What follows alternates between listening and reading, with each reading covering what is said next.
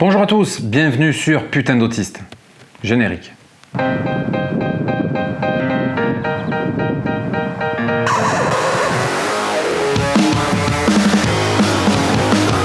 ce troisième épisode, nous allons aborder un thème un peu plus léger, mais j'ai mis une chemise rouge parce que je suis énervé.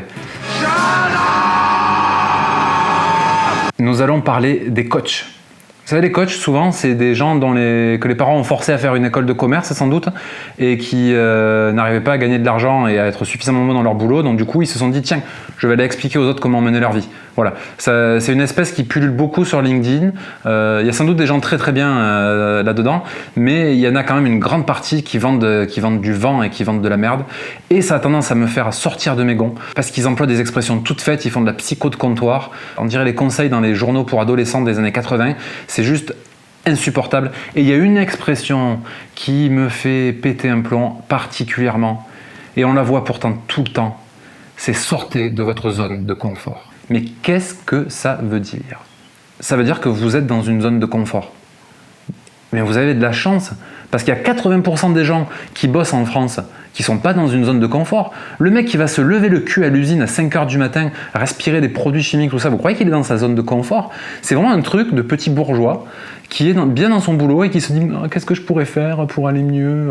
Je pense que je vais faire une retraite spirituelle avec mes collègues où on va jouer au ballon et non mais arrêtez de déconner les gars. Les coachs qui disent ça, il faut pas se leurrer. Ils ont juste une envie, c'est que vous les payez plus. Ils ont envie que vous sortiez de votre zone de confort, comme ça vous allez être pas bien et comme ça vous allez les payer plus. Ils vont dire tu vois là c'est bien, tu souffres donc ça veut dire que tu évolues dans ta vie. Non, rien du tout, ça veut dire que tu souffres. Aujourd'hui, quand tu as un boulot, que tu es bien dedans, tu n'as pas besoin de sortir de ta zone de confort. Et j'en vois en plus, de plus en plus, qui viennent sur le créneau des HPI, des TSA, etc., qui débordent. Parce que peut-être que chez les gens qui n'ont pas de problème, qui n'ont pas de neurodivergence ou quoi que ce soit, les mecs commencent à s'apercevoir qu'en fait ils se font prendre pour des cons. Donc du coup ils vont chez des gens qui sont en souffrance maintenant. C'est-à-dire qu'ils vont plus essayer de coacher des patrons, etc., qui ont peut-être effectivement besoin de quelqu'un qui les confronte, etc., parce que un grand patron toute la journée, que tout le monde lui dit oui patron, donc peut-être qu'ils payent quelqu'un pour les contredire, ça leur fait du bien. Mais les gars, là vous venez sur le terrain de gens qui sont en souffrance la plupart du temps. Vous venez sur le terrain de gens qui ont du mal dans leur vie, qui ont du mal à vivre au travail au quotidien, qui ont du mal avec leur famille. Ces gens-là qui viennent vous voir parce que peut-être qu'ils n'auront pas trouvé la réponse chez un psychiatre ou chez un psy, chez un vrai professionnel de la santé mentale, vous allez lui monter la tronche. Vous êtes des sectes en fait. Le coaching pour ces gens-là, il y a des gens qui sont... Là je généralise et je suis conscient qu'il y a des gens qui sont sans doute très bien là-dedans.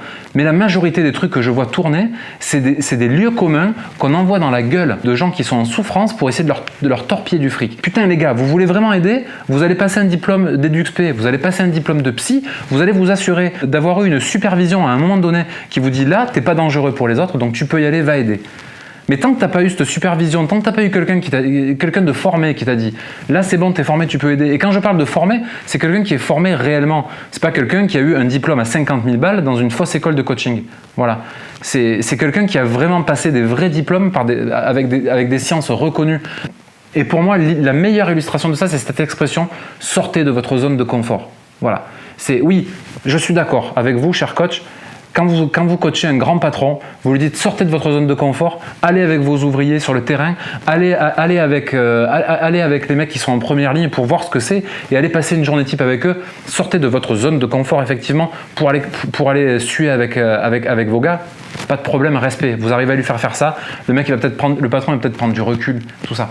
Mais sortir ça à tort et à travers, sortez de votre zone de confort, c'est juste pas possible. Il faut arrêter. C'était ma chemise rouge, j'étais en colère et j'ai même pas une conclusion. C'est juste remettez-vous un peu en cause et faites pas du business avec la souffrance des gens. On est le premier pays au monde, je crois, consommateur d'anxiolytiques et d'antidépresseurs. Arrêtez de jouer là-dessus. Arrêtez de jouer là-dessus, laissez faire les professionnels et laissez les professionnels aider les gens qui souffrent et arrêtez de faire votre business là-dessus, de faire du fric là-dessus. Voilà. Je pense que les gens s'en porteront beaucoup mieux. Merci. Voilà, je vous avais dit c'était une vidéo coup de gueule, mais j'avais besoin de le faire. À bientôt.